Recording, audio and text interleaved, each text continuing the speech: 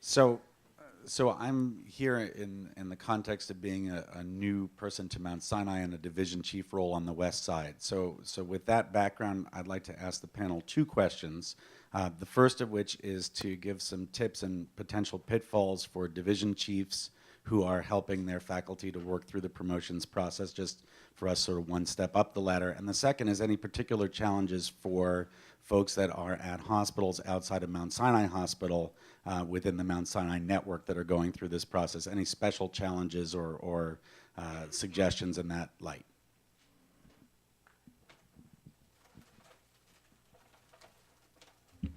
I think all the criteria hold across the system. I think the committee, though, has tried to be very supportive of promoting our colleagues who are new to the system, but you can't get around not showing impact and not having dissemination of knowledge, the standard stuff that we've been talking about. There has to be, hopefully the new chair or the division chief is meeting individually within each faculty to give them a bit of the roadmap of what needs to be done. And definitely the AMP committee is available to come and meet with divisions and talk about the process in a smaller forum than this locally. But the criteria, I think we want to hold the same standard across this system as much as possible.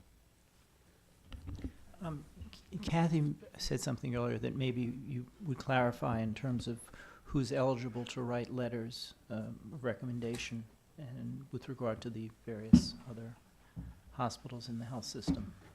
Oh, within the health system. Because this comes up a lot. Yeah. Yeah.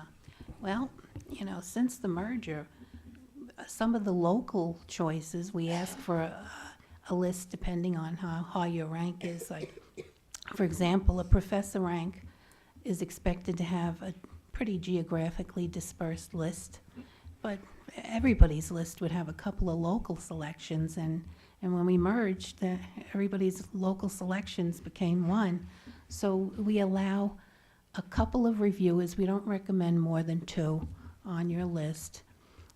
From other institutions within the health system, not from your primary site, but other institutions within the system or its affiliates would be fine to choose. Okay. I guess the other thing I would suggest to you as division chief, and I think this is one of the things that made Andy so successful as a chair in promoting his faculty, is that you need to help them identify opportunities to network, to write.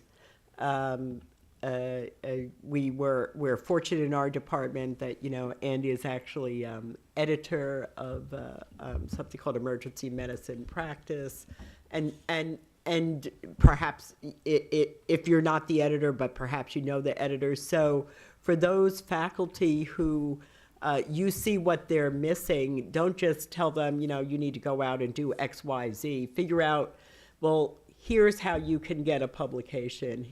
I have a friend who's looking for somebody to help with a textbook chapter. I mean, that's, I think, really your role as division chair, because you probably have contacts at a higher level that can help identify those opportunities to write, to network, to put them on national committees where they will meet people. And I think that's what makes a difference when you have a supportive chair, as we had for so long in emergency med. I think we still do. I like the new chair too, but he's only been here 2 months, so I don't think he's put anybody up for promotion yet. But I think that makes a tremendous difference, not just to write the supportive letter, but to create the opportunities for the activities that you need to get promoted. And so you should be meeting with your chair or your division chief regularly and identifying what are the weaknesses in your CV and asking, well, how do I do that? What's your suggestion? You have to do the work, but they should be giving you the guidance. I served as acting division chief of general medicine during the initial time of the former Continuum and Mount Sinai merger. So I had the opportunity, and I actually think this was important for me too, where I met with a lot of the different Gen Med faculty at all of the different sites, and we actually went through the different chiefs at those sites as well, going through the faculty and looking at the tracks. And general medicine, as people know, is pretty diverse. You have investigators, you have educators, you have clinicians. And so learning the different criteria and then having an individual conversation about people's goals. For some people, it's the rank and not the track that's more important. For some people, it's really the identity of being an investigator or an educator. And there were some decisions that people made to choose a track and then make sure that they could work towards the requirements to be promoted. And for some, it meant staying at the lower rank, but working on the equal standards that were set across the system to meet those criteria.